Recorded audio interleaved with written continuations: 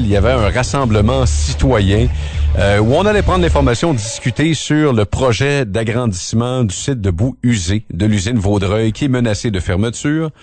Donc, il y a le comité, évidemment, qui est résident du secteur, qui est visé particulièrement.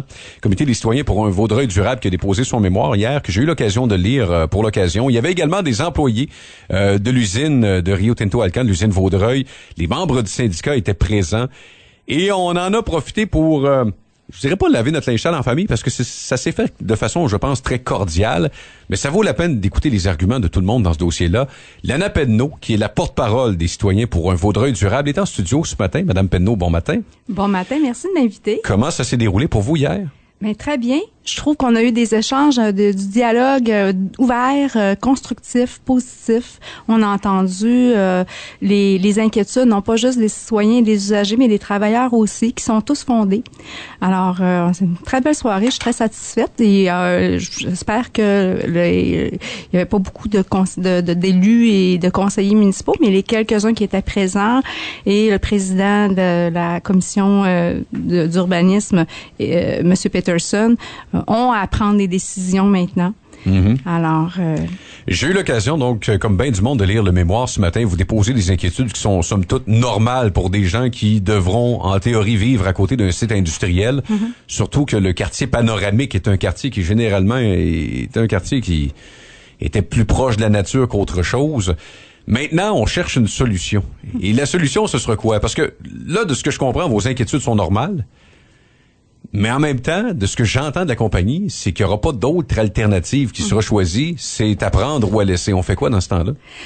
C'est vraiment désolant. Puis moi, je tiens à rassurer les travailleurs, comme je l'ai fait hier soir, c'est que le comité pour un Vaudreuil durable n'a jamais été contre les travailleurs. On n'a jamais souhaité la perte d'un seul emploi, ni la fermeture de Vaudreuil. Au contraire du promoteur, puis ça, on peut pas le nier. Rio Tinto, dans ses carnets de commandes présentement, avec les agrandissements et les investissements qu'ils font, on s'en va vers l'automatisation des usines, vers de moins en moins d'emplois. Les départs par l'attrition des départs à la retraite, on remplace ou on ne remplace pas, soit par des sous-traitants ou on remplace pas du tout. Alors, de moins en moins d'emplois de ce côté-là. Ce qui est triste, c'est la solution, je pense, c'est que là, on doit arrêter d'être en amont des projets. On doit être en aval ici, régionalement, puis penser à notre économie d'une façon durable puis d'une façon responsable et devoir à créer des nouveaux emplois. Alors, les solutions, c'est regrettable parce que depuis 2001 que Rio Tinto savent qu'ils vont avoir une problématique d'entreposage de leurs résidus de bauxite. Depuis 2001 qu'ils étudient plus ou moins de solutions d'alternatives. Mm-hmm. Oui, la recherche sur la valorisation est une alternative. On a proposé une autre façon de faire avec un autre site qui n'est je souhaite qu'il sera étudié, mais je souhaite aussi que Rio Tinto va prendre le lead dans ce dossier-là, de dire, oh oui, c'est vrai, ça serait plus avantageux pour vous autres. Puis écoutez, avec le support de nos élus, de nos paliers provinciaux et fédéraux, on est capable d'aller chercher les sous pour compenser. Faut toujours penser à la rentabilité de la grande entreprise, mais la rentabilité de notre région à nous, si on continue à être comme ça en amont des projets, c'est pas juste 1000 emplois qu'on va perdre. C'est bien on est d'accord là-dessus. Marc Urbain Proulx le dit depuis le début des années 2000, il va falloir se prendre nos distances de l'aluminium de plus en plus, mais visiblement, la région, depuis ce temps-là, ça fait 16 ans de ça quand même, on n'a pas été capable de se renouveler, on n'a pas été capable de développer un autre créneau. Et là, à court terme, il y en a un, il y a 1000 emplois directs, 4000 emplois indirects qui sont menacés par Vaudreuil, la fermeture. Il y a 9 scénarios par la compagnie qui ont été analysés. Et c'est ce que la compagnie tend à dire. Là, vous me faites signe que non, mais c'est ce que la compagnie dit. En fait, ils ont été analysés avec des critères. Les scénarios qui ont été analysés étaient des scénarios qui tenaient compte uniquement des terrains qui étaient propriété de Rio Tinto et qui rejetait facilement, qui était facilement rejetable pour des considérations de rentabilité et d'espace. Qui les obligeait pas à aller au BAP. De toute façon, d'une manière ou d'une autre, dans ce cas-là, ici, effectivement, ils n'ont pas besoin d'aller au BAP, ils ont besoin d'un simple certificat d'autorisation puisque c'est la continuité de leur, sauf que il y a lieu de s'interroger aussi, là. Je veux dire, les résidus de bauxite, ce ne sont pas des résidus de terre. Ce sont des résidus industriels qui contiennent des matières toxiques. C'est pas parce qu'on s'est jamais inquiété puis qu'on s'est jamais interrogé puis qu'il n'y a jamais eu d'études de santé ici au Québec, qu'il n'y en a jamais eu ailleurs. Alors là, nous, De toute façon, le point, là, hier soir, là, c'était pas de faire perdre les emplois et de fermer Vaudreuil.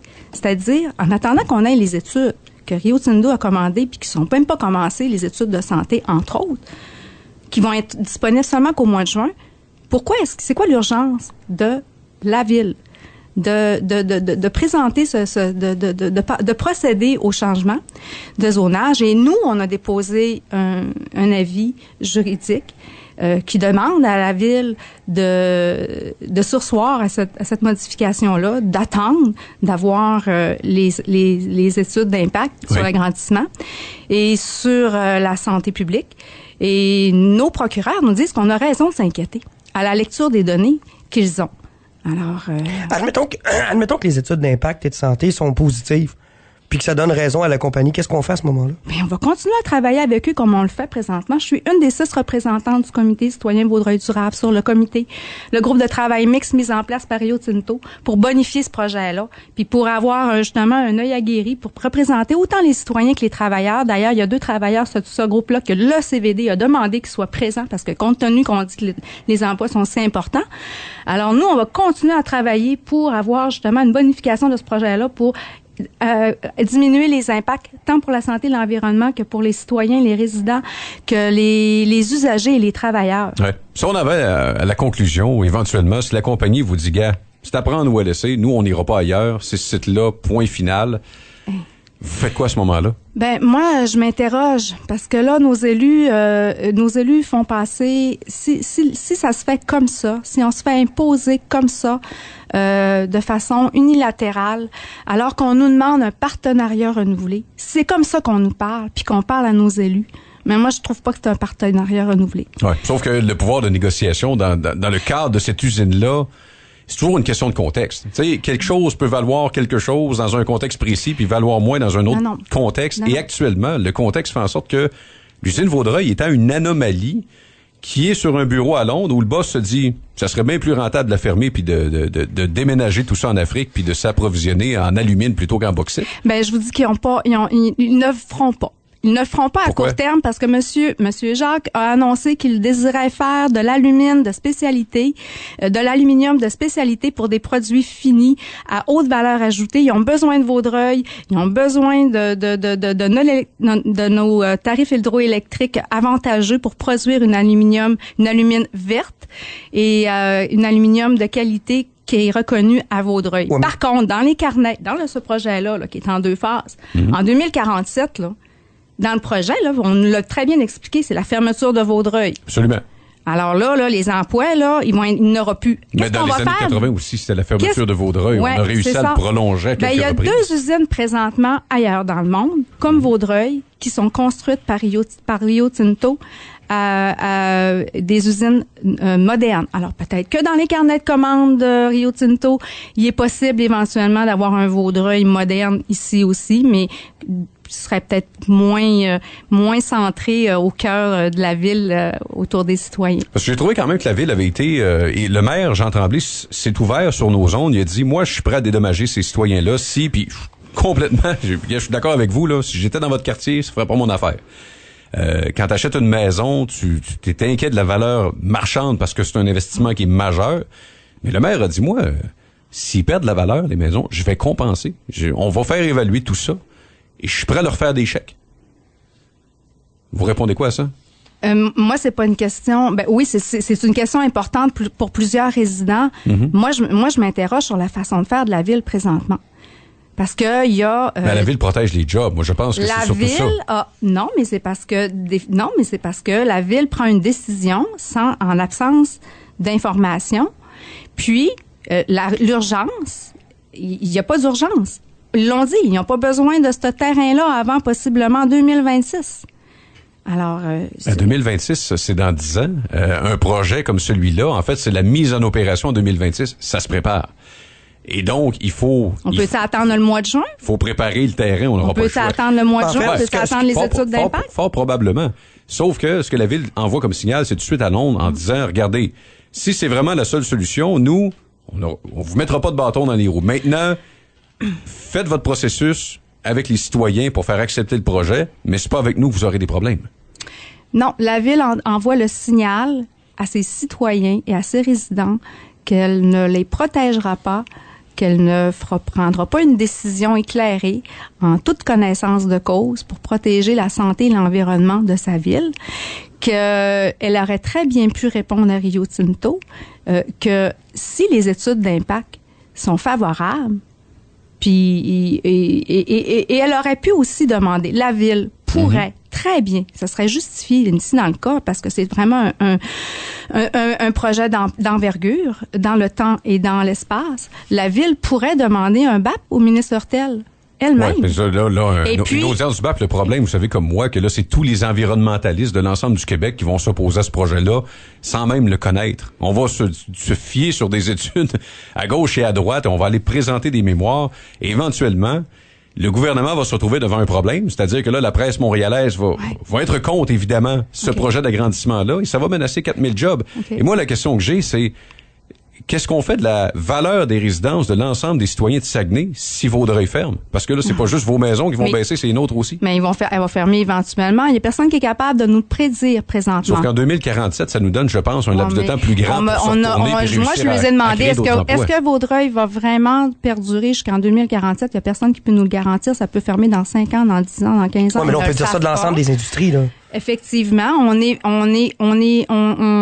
c'est à nous de prendre nos décisions en tant que communauté, en tant que société, avec nos élus, tout le monde ensemble. Je pense en collégialité, on doit discuter, on doit dialoguer pour le devenir de cette région-là, de façon à développer des projets qui vont perdurer dans le temps. Là, on a déjà 40 millions de tonnes de résidus de bauxite entreposés à Jonquière et à La Terrière.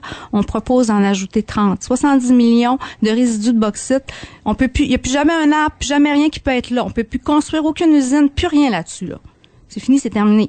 Ben, actuellement, ils sont en train de développer, mais ils poussent du gazon, là, oui, mais c'est tout ce qu'il va avoir. Ils vont mettre du gazon vert fluo par-dessus ça, là.